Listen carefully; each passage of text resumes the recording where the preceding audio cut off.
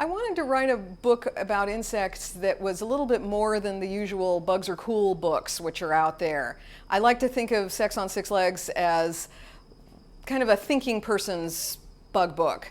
because I was interested not just in all the things insects do that are interesting, although there's lots of stuff about that in the book,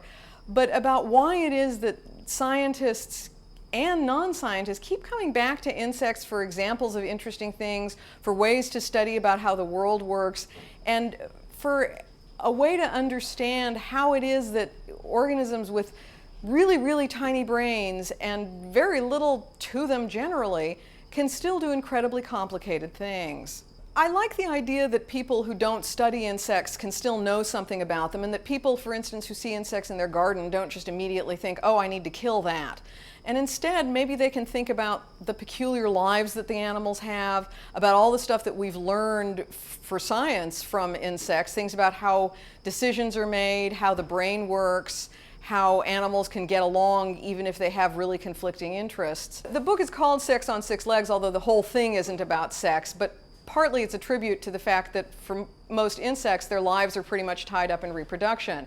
And their reproduction is a lot stranger than reproduction in humans or any other vertebrates. People think that human sex is odd and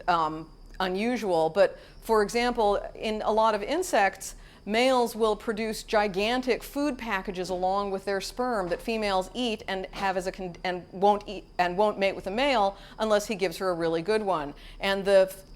food package is often a big portion of the male's body weight, and sometimes I tell people that that would mean that on Valentine's Day you had to give your sweetie like a 50-pound box of chocolates before she'd consent to go out on a date with you. Well, there's lots of other stories, and they're all in the book.